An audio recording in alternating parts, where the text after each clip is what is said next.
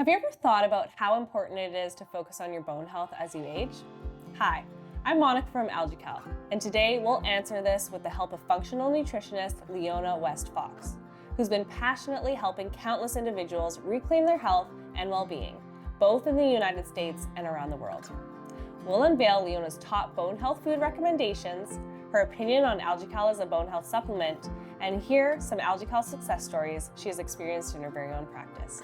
So make sure to stick around. And before we jump in, don't forget to hit that like button and subscribe to stay updated on all our expert conversations.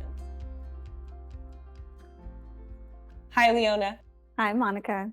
Thank you so much for joining us today. We've been having conversations for the past couple of months on how we can make this call a reality, and so we're finally doing it. So I appreciate you and your time, and I'm really excited to just dive in and speak about your experience with AlgaeCal, your experience in nutrition. You have a vast experience, and just have the conversation today. And so we're going to jump right in, Leona.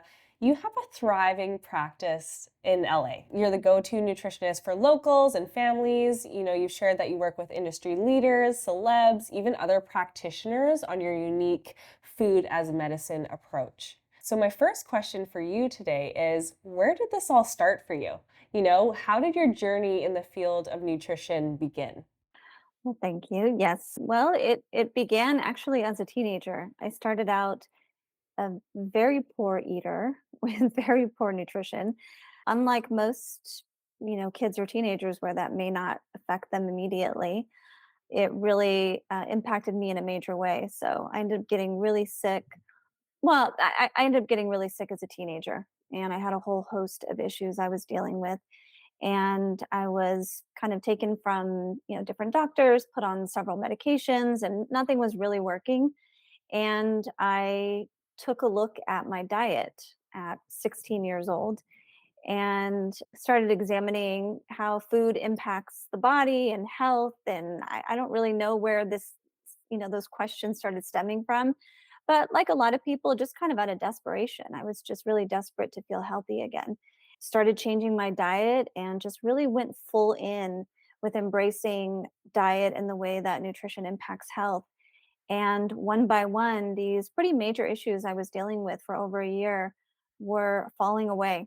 And not only did I regain my health, but I felt like I had kind of a new lease on health. And it just snowballed from there. So I became kind of like I went from the health junkie to like a health nut, all within the span of like 16 to 18.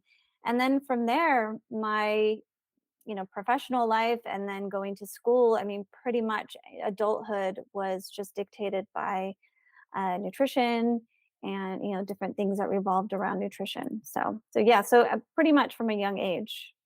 So from 16 to now, you're professionally, you have a thriving practice. What type of clients do you work with now? What is your kind of niche or people that you help support? Well, in general, I see myself as a family practitioner, which I really enjoy. I enjoy working with a broad range of people.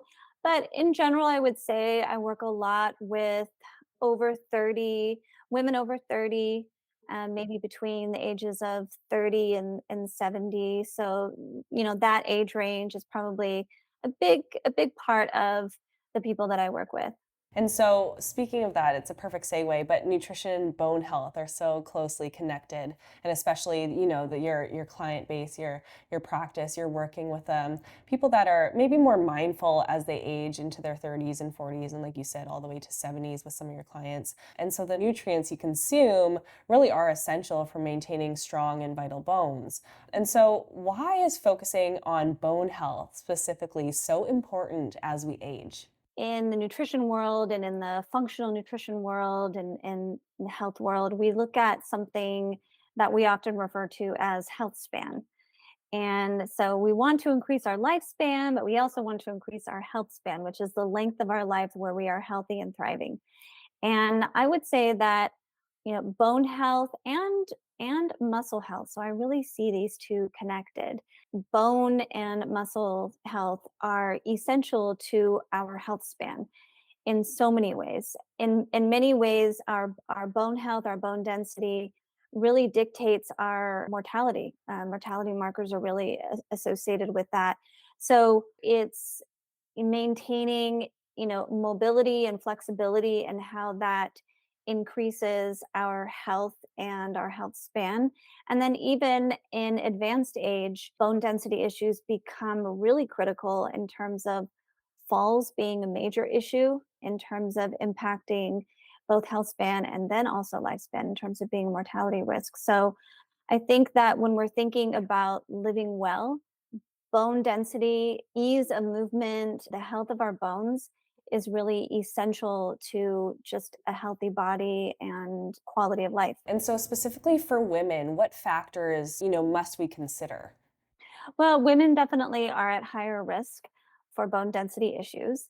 And as we're going through perimenopause and in menopause, our estrogen comes down, and estrogen is really a big factor in supporting something called bone remodeling and really preserving and supporting bone density. So once we are going through perimenopause and ultimately postmenopause, when those estrogen levels are lower, then we really want to focus on making sure that we are getting those other sources of support for bone density with regards to our diet and movement, and also definitely adequate supplementation from bioavailable sources.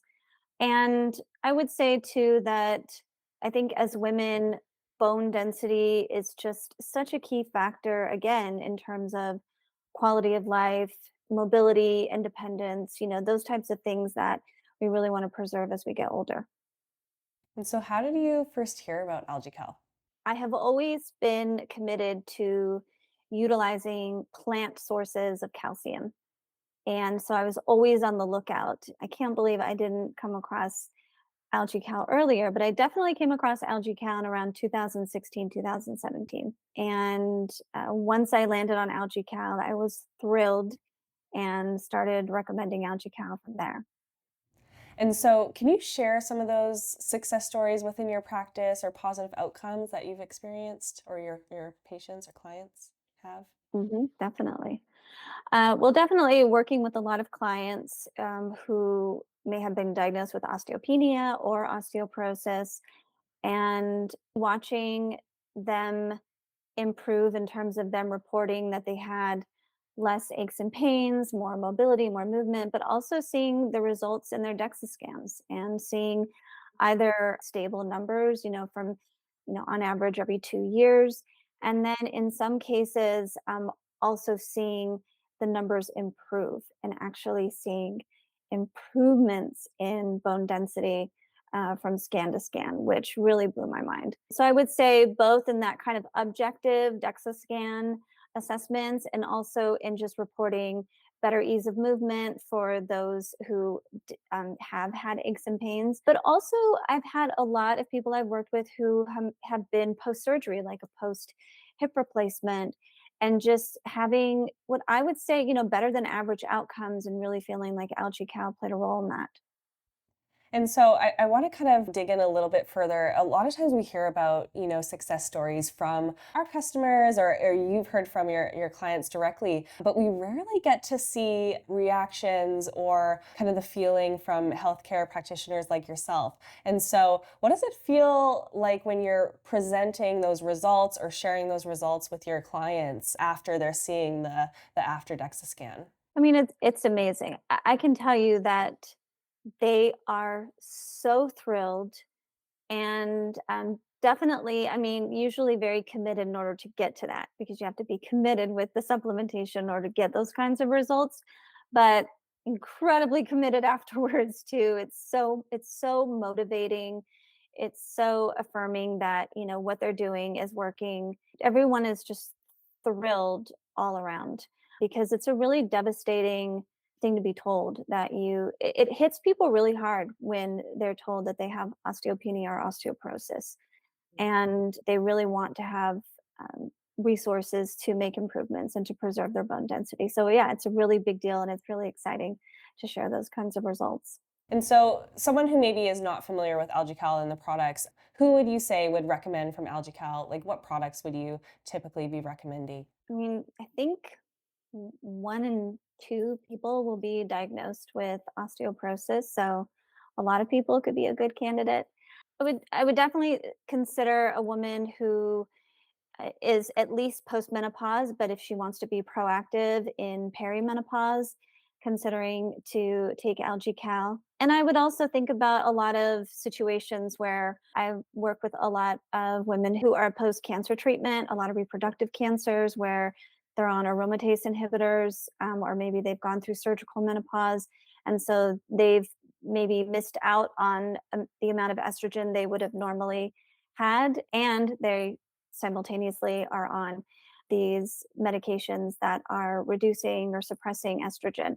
So, obviously, the way that estrogen informs bone density, then they're definitely candidates. But, any woman in that perimenopause, menopause phase is really an excellent candidate to be proactive in utilizing this type of bioavailable plant source, of calcium and, bone support because it's calcium with, these other cofactors. And then a few other things I would consider, some people who are on certain medications, there's a large amount of medications, especially I guess common medications like say PPIs, where it can impact bone density. And so for those people, a formula like AlgaeCal can be a huge support. And then also people who might be having other types of gut issues or issues with absorption or utilization. And then I'm also really interested in genetics and genetics that apply to nutrition. So we call that nutrigenomics. And there's certain genetic variants. There's at least a dozen that we are considering to be important. And there's one, for example, called the WNT16 gene, and that can impact bone density. So I often run a nutrigenomic test in my practice where I can see if someone has certain variants on that gene where they might be more predisposed to bone density issues. And so if I see that, then I might consider them also a really good candidate for a very bioavailable plant source of calcium support. And so, one of the reasons I was excited to talk to you today, I mean, there are many, but one specifically was that you have experience formulating supplements for various companies. And so, when you start that process, what do you look for when you're creating a smart supplement? Well, I guess I would say maybe three things. One is bioavailability. If I'm looking at a supplement and I'm formulating, I'm looking at different ingredients, I really want to think about where we can access the most bioavailable sources of that nutrient. So that's number one. Is it bioavailable? And then number two would be efficacy. So, what's the research behind it? What's the clinical use? What's the efficacy behind it? And kind of looking at these different data points to take that in. And then when I'm thinking about a formula where we're combining more than one thing, I would think about synergy. So the way that different nutrients, plants, herbs, nutrients, they kind of work together. The way that, say, vitamin C increases the synergy of calcium, and the way that D and K increase the synergy of calcium. So there's different nutrients that increase the synergy of each other. There's different herbs or foods or spices that do that. And so you're kind of getting more bang for your buck, so to speak, when you are combining these different types of ingredients together that end up improving the overall formulation. I know that you recently concluded some supplement formulations. I don't know if you want to share. I'd love to ask you about that if you'd like, how that went and how that has been going with Lemmy. Yeah, it's been going great. And they are very much like Algae Cal, very committed to working our very hardest to choose ingredients that are, bioavailable. Because many things like, for example, vitamin C or calcium or certain B vitamins, there's so many nutrients that have more bioavailable forms and that also again play off of, other key nutrients. So it's wonderful to work with companies that are really committed to choosing the best ingredients and that they know have that type of action in the body. So I love formulating. It's one of my biggest passions outside of just my practice of working one on one. So yeah, it's been a wonderful experience. Well, congratulations. Thank you. You're welcome. And so when you look at AlgaeCal's formulation, AlgaeCal Plus, for example, what are your initial Mhm. thoughts as a formulator? Number one is that it's calcium from plants, not from rocks. So I appreciate that. It's a big passion of mine. So number one, again, would be that this is a bioavailable, organic in the sense that it is a bioavailable source of calcium that the body can utilize, and that the algae in AlgaeCal, the main source of the calcium, is its own little nutrient dense superfood that has all of these, or super bone food that has all of these naturally occurring secondary minerals and vitamins that support bone density. So number one is the source of calcium. I think that if you look at the recommendations for calcium from, let's say, the last 30 years, and I think we started out as recommending 800 milligrams of calcium, and I think we're now up to about 1200. Yet the rates of bone loss and just the rates of osteoporosis have just increased over that span of time. So I think we have to stop just looking at quantity, but looking at quality of calcium. So that's my first take of the formula. And then how important it is to take calcium and combine it with boron, which is such a key supporter to that synergy of how calcium works in supporting bone density, and also vitamin C, which I think is one of the most underappreciated nutrients as it relates to bone density and joint health. It's actually such a key nutrient that I don't think we associate vitamin C as much with. And then, of course, vitamin D3 with K2 in the most active forms of vitamin K. Again, just that bioavailability, best active forms of vitamin K, and of course, magnesium. So it's really the like perfect formulation of all of these like major and minor role nutrients that work together to support bone health. And so we're going to dive into more of like a rapid fire nutrient section. And so, Leona, I'm going to come at you with your top bone healthy grab and go snacks. If you were to recommend, a client something really easy, what would it be? Well, I think that, snacks are a good place to focus on some of these secondary sources of calcium that we find like in nuts and seeds, in particular, like almond, hazelnut, sesame, or tahini. So I love like almond butter in a date, which is actually dates are really good for bone density, or any kind of fruits. I mean, prunes and dates are really excellent for bone density, but so many fruits are too. I mean, oranges are actually a really great support to bone density. So, like, just getting your nuts and seeds in, getting your fruits in, these are very like easy grab and go snacks. I love making certain like chia puddings where I might use like hazelnut milk or almond milk, and then I've got the chia seeds, and then I might add in a little bit of dates, or maybe I've been doing like a blood orange chia pudding, and so I got that orange in there. And then for people that can digest dairy well, then of course like yogurt is just like probably one of like the most bone density support snacks, where you can kind of mix and match a lot of other things with the yogurt. And so I'm really glad you mentioned prunes. There's been a handful of studies that prunes can benefit bone health. A lot of our customers in our community talk about prunes all the time. But do you have any tips, or what's, in your opinion, maybe the best way to consume them? We know prune juice, but at the end of the day, it's important to consume like the whole prune. Well, yeah, prunes are kind of amazing. I think we need like a rebranding of prunes because they're on the top of the list of the highest ORAC. ORAC relates to oxygen capacity as it relates to antioxidants. So it's the top of the ORAC list. So prunes are one of the highest antioxidant foods. And interestingly, so prunes do have calcium, magnesium. They seem to be a really good source of boron. But it seems more in studies, even a study as recently as like a year or two ago, that was published in the American Journal of Clinical Nutrition, around the way that it's kind of the way that prunes modulate our inflammatory pathways, that they have this kind of twofold of managing inflammation as a means of supporting bone density, which is a really important part. It's very important to look at bone density in this very more comprehensive way, but also because it also contains a lot of these key nutrients that support bone density. As far as how to eat prunes, I mean, gosh, I think they're really yummy just as snacks. And they also pair well with nuts and seeds.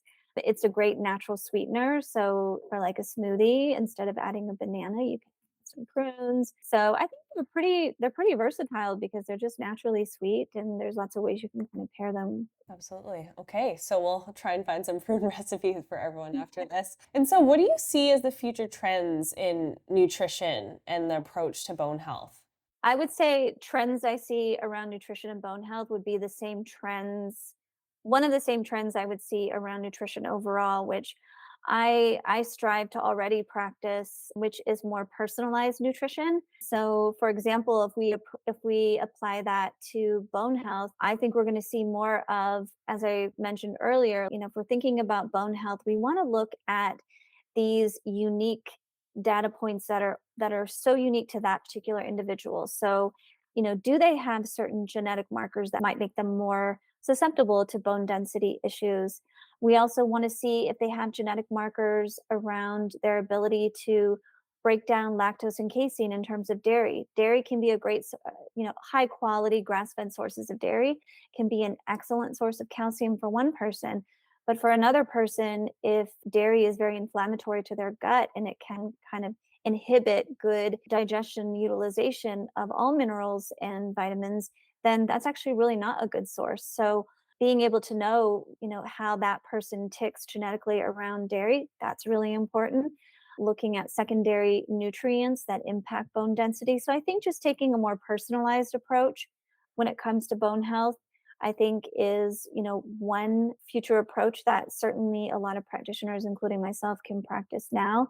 I think also, again, like talking about gut, that connection between gut health and nutrient absorption, including calcium and all of the secondary vitamins and minerals that support bone density. And I think most importantly, what I think is a future trend, and I guess what I hope, is just looking at bone density in a very holistic way. Again, like I was mentioning a few moments ago, I think we've just been stuck in this like quantity, more calcium, and I think more and more people are going to understand and embrace the difference between a bioavailable plant calcium over rock calcium, and then approaching bone density in a more holistic way. Like the importance of D is really, I think we've hit that with D. Like people really understand, oh, okay, vitamin D is really crucial for bone density. I think we're starting to get there with vitamin K. So just understanding that there are these secondary nutrients that do support calcium and they work together synergistically. I think outside of that, I'm kind of excited with I think there's a little bit of a movement of women over 50, even over 30 and 30, 40, 50, 60 plus who are embracing weight bearing exercise, strength training, fitness and that way. And again, I think that, osteopenia and sarcopenia, which is that crucial muscle loss, if we can prevent crucial muscle loss and bone loss, then we really transform our health over 30, 40, 50, 60 beyond. And I'm loving seeing this trend of really embracing picking up weights and really doing more weight bearing type of strength training, at these ages. So I see that as a trend that's just going to continue and I'm really excited about. The last thing I want to mention is I hope that there continues to be a trend around strontium because one of the things I really love about AlgaeCal is your commitment to strontium, your strontium formula, all of the awareness you bring around strontium. And I have to say that I think some of the most compelling before and after DEXA scans have also been with people who have combined both the AlgaeCal with the strontium. So I hope that continues to be a trend in the future. I want to circle back because you did touch on inflammation. It's such a Mhm. hot topic right now, and especially when it comes to so many conditions, inflammation can potentially be a root cause. And so, when you're, discussing with a client how to maybe help support or cool that inflammation, what are your top foods to do that with? That is so important because inflammation can absolutely lead to accelerated breakdown of bones. And again, if we're going to take a more holistic approach to bone density, we have to factor in inflammation for sure. So definitely pursuing an anti-inflammatory diet is really key. In kind of shorthand, an anti-inflammatory diet, I mean, the things that you don't do on an anti-inflammatory diet, I think those are somewhat obvious in terms of excess sugar, excess fried foods, excess what we refer to as seed oils, a lot of chemically produced or processed oils that are used in a lot of packaged foods, and just excess caffeine can really break down bone density, excess alcohol. But in terms of the foods to focus on, in shorthand, it's like colorful foods. So, really eating a greater variety of colorful fruits and vegetables because that color signifies these phytonutrients that literally can go in and reduce and modulate inflammation. They're the workhorse of helping to cool inflammation. Part of that too I really love is utilizing more herbs and spices in a culinary way with that, which is traditional in any traditional form of eating. There's a lot of herbs and spices involved in the cooking, and even in kind of our modern fast-paced world where we're maybe not cooking or eating as traditional, I think it's so important to still bring in a lot of herbs and spices because in many ways, like oregano has as much of an antioxidant punch as blueberries. So, we get a lot of that anti-inflammatory support around these herbs and spices too. I feel like that's a food hack right there, just to incorporate like spices and herbs, like you said in your cooking. That's an easy one to all try and do more of. And so, as we conclude our discussion on nutrition and bone health, it becomes ever more apparent, I think, that the choices we make in regards to our diet have a profound effect on our well-being, our skeletal health. You've touched on bone health and muscle health, and it's all interconnected and intertwined. And so, put simply, the nutrients we consume serve as the building blocks to strong and healthy bones, at least is what I'm hearing. 100%. Absolutely. Well, Leona, thank you so much for taking the time to join us today and share your expertise and your wealth of information. We're shedding light on the significance of a balanced diet and nutrition as it relates to bone health. And so thank you so much again. And thank you for all that are watching and listening. You're so welcome. Thank you.